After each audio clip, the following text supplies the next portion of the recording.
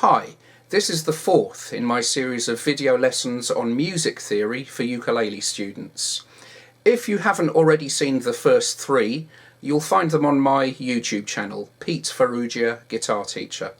Okay, so let's begin with intervals. Now, what is an interval? An interval is a measurement of the difference in pitch between two musical notes. A study of intervals is very important for all musicians as it helps us to develop our musical ears. So the first interval we're going to look at is a distance of only a single semitone. On the ukulele, an example of that might be from C to C sharp. C sharp is also known as D flat, so that's a difference of one semitone. And the name of this interval is the minor second. And I usually recognise this particular interval by thinking of the beginning of the Beatles song, A Hard Day's Night. It's been a hard day's night. You see, it's exactly the same as the first two notes of that melody.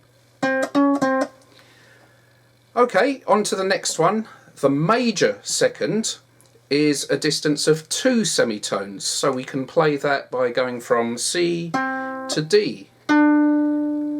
So the song I usually use to think of this one is Frère Jacques. Frère Jacques, Frère Jacques. Actually, come to think of it, it's also Happy Birthday. Happy birthday to you, and so on. Okay, on to the next interval, which is three semitones, and it's the minor third. For example, from C to D sharp or E flat. And that's the very old tune Greensleeves, the beginning of that song. Alas, my love, you do me wrong. Okay, next we have four semitones, the major third, for example, from C to E. A tune for this is Oh When the Saints Go Marching In, Oh When the Saints Go Marching In, or the Christmas Carol While Shepherds Watched, While shepherds watched their flocks by night. Okay, next we have the perfect fourth, which is five semitones, for example from C to F. And here's a famous tune that starts like that, Auld Lang Syne. Should old acquaintance be forgot? And so on. So that's the perfect fourth. Okay, the next interval, which is six semitones, for example from C to F sharp or G flat, has three names. You can call this one the augmented fourth, or the diminished fifth, or the tritone, as it is three tones apart. Okay, so the tune for this one is the song Maria from West Side Story. Maria, I just met a girl called Maria, and it's also the first two notes of the theme tune of The Simpsons, the cartoon program. Da da da da da da da da da da da. So that's the tritone, six semitones. And now seven semitones. For example, from C to G. The name of that interval is the perfect fifth. And the song for that one is Twinkle, twinkle, little star. Now we've got the minor sixth, which is eight semitones, for example from C to G sharp or A flat. Quite an unusual one, this one. The only tune I can think of for this one is actually the saxophone riff from the hit single Baker Street by Jerry Rafferty. There's a well-known sax riff on that goes da da da da da da. So on to the major sixth now, which is nine semitones, for example from C to A. And that, of course, is My Bonnie Lies Over the Ocean. Next, we have the minor seventh, which is 10 semitones.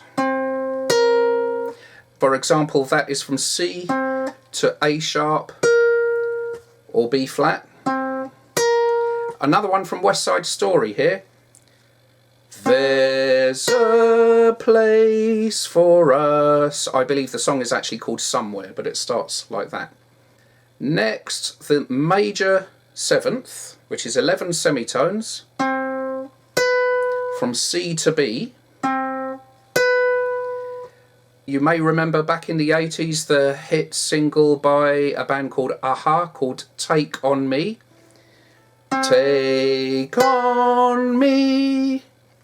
It's quite an unusual one, that. Finally, the perfect octave, which is a whole 12 semitones from a low C to a high C.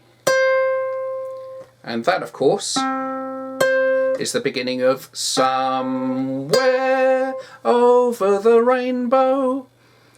I've been using C as the starting note for all of these examples, but of course it doesn't matter which note you start on. It's the number of semitones in between the notes that count.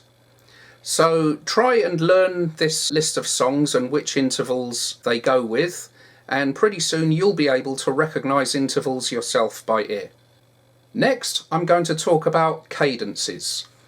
A cadence is a musical punctuation mark, often heard at the end of a phrase or at the end of a section of the music, such as at the end of a verse or chorus. Being able to recognise cadences by ear can help musicians to identify which key a piece of music is in. We're going to start with the perfect cadence. Now, the perfect cadence consists of chord 5 followed by chord 1. If we're in the key of C major, for example, chord 5 is G, and so if you hear this, G followed by C, that is a perfect cadence, or a 5-1. And that brings the music to a moment of repose, so it's ideal for the end of the piece, or it might be the end of a verse or the end of a chorus, and so on. Our next cadence is the imperfect cadence. Now, this is the direct opposite of the perfect cadence. You'll remember that the perfect cadence was a 5-1. Well, an example of an imperfect cadence is a 1-5. So, again, in the key of C, a 1-5 would be C followed by G.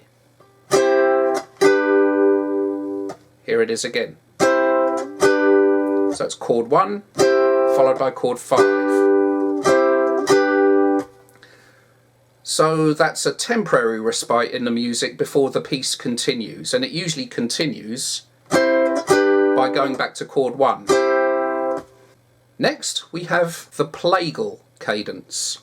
The plagal cadence can also come right at the end of a piece of music or at the end of a section of the music, which is similar to the perfect cadence, but instead of 5-1, it's 4-1. So in the key of C, chord 4 is F, and chord 1 is of course C.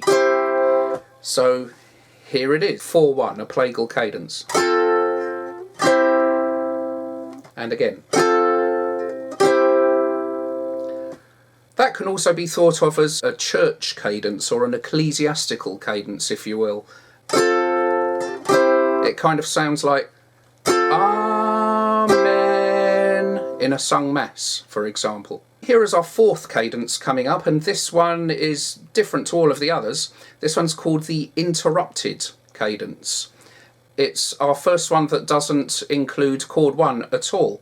In fact, this one goes from chord 5 to chord 6. Now, in the key of C, chord 5, as we know, is G. Chord 6 is A minor. So the sound of this interrupted cadence goes something like this. In other words, it's a false ending. If we've established the key of C and we hear chord 5, a G chord, our ears are expecting to hear chord 1 next, C. But if instead of chord 1 we go to chord 6, Then obviously there's a bit more of the music to go before it finally gets resolved to chord 1, C. So that's the interrupted cadence. And now I'd like to talk about how you identify the key of a piece of music. In part 2 of this series of lessons, we introduce the concept of the family of chords that belong to each key.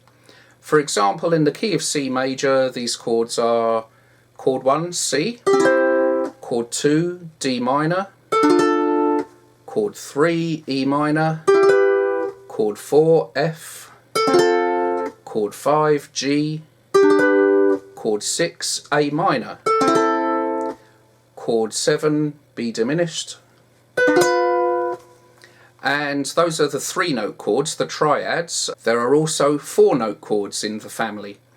So we have chord 1, C major 7, D minor 7, E minor 7, F major 7, G7, A minor 7, and B minor 7th flat 5th.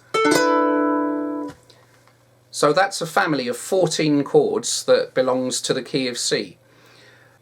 If we look at a different key, for example the key of G, we find that the chord types are exactly the same for each chord number as the key of C, and indeed all keys. So there's a particular pattern of chord types. If we look at the triads, the 3-note chords, this pattern goes like this: major, minor, minor, major, major, minor, diminished. And this is what happens to the 3-note chords when a 4th note is added. With the major chords, so long as it's chords 1 or 4, they become major 7ths. With the final major chord, which is chord 5, that becomes a dominant 7th. With all 3 of the minor chords, they become minor 7ths. And with chord 7, the diminished chord, that becomes a minor 7th flat 5th. So once we learn that pattern, we can identify the key of a piece of music simply by looking at the chord chart.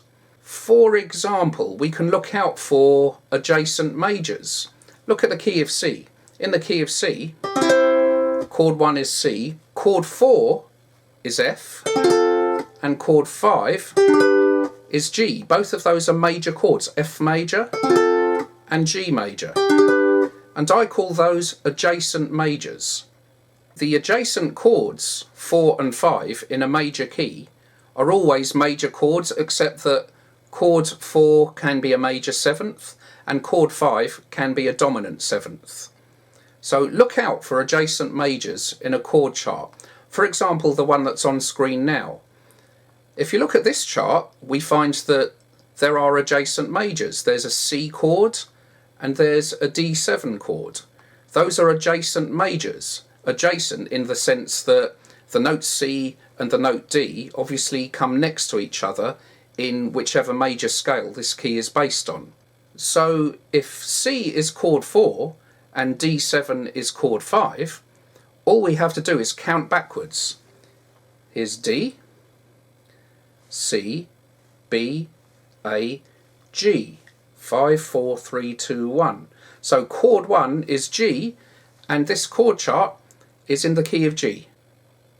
By the way, in addition to counting down by 5, the same result can be achieved by counting upwards by 4.